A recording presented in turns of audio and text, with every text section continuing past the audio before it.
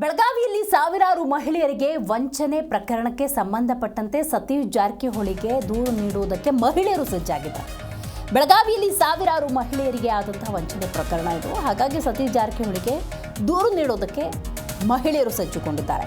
ಕಾಂಗ್ರೆಸ್ ಕಚೇರಿಯ ಮುಂದೆ ಮಹಿಳೆಯರು ಜಮಾವಣೆಗೊಂಡಿದ್ದಾರೆ. ಸತೀಶ್ ಮುಂದೆ ತಮ್ಮ ಅಳಲನ್ನು ತೋಡ್ಕೊಳ್ತಾ ಇದ್ದಾರೆ ಮಹಿಳೆಯರು. ವಂಚಿಸಿದ ಮಹಿಳೆ ಯಲ್ಲವ್ವ ಬನ್ನಿಬಾಗಿ ಪೊಲೀಸರ ವಶಕ್ಕೆ. ಫೈನಾನ್ಸ್ ಹೆಸರಲ್ಲೇ ಆಗಿದ್ದಂಥ ಮಹಾ ಮೋಸ ಇದು.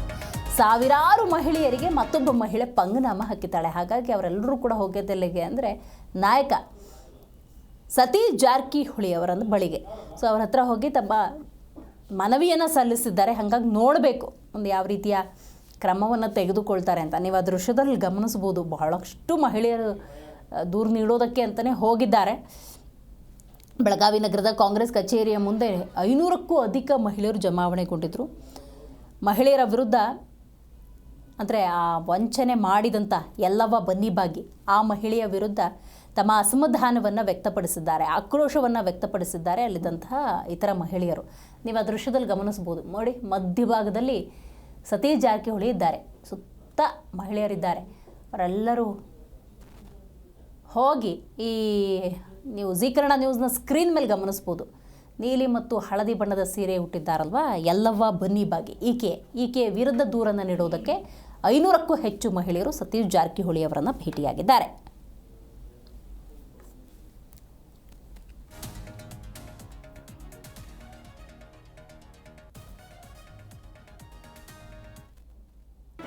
ಜಿ ಕನ್ನಡ ನ್ಯೂಸ್ ಈಗ ನಿಮ್ಮ ಮನೆಯಲ್ಲೇ ನೋಡಿ. ಎಲ್ಲ ಕೇಬಲ್ಗಳಲ್ಲಿ ಈಗ ಲಭ್ಯ.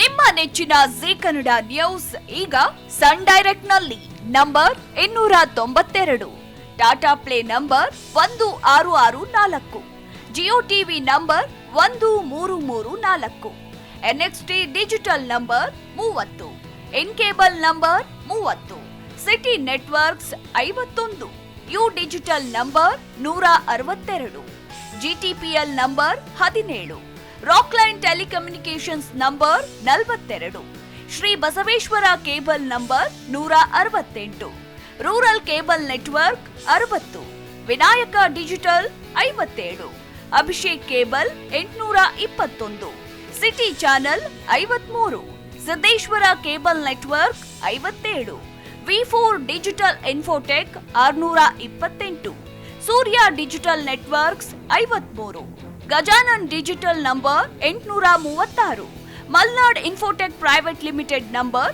56, Metrocast number 830, Victory digital number 167ರಲ್ಲಿ ನೋಡಿ ಆನಂದಿಸಿ.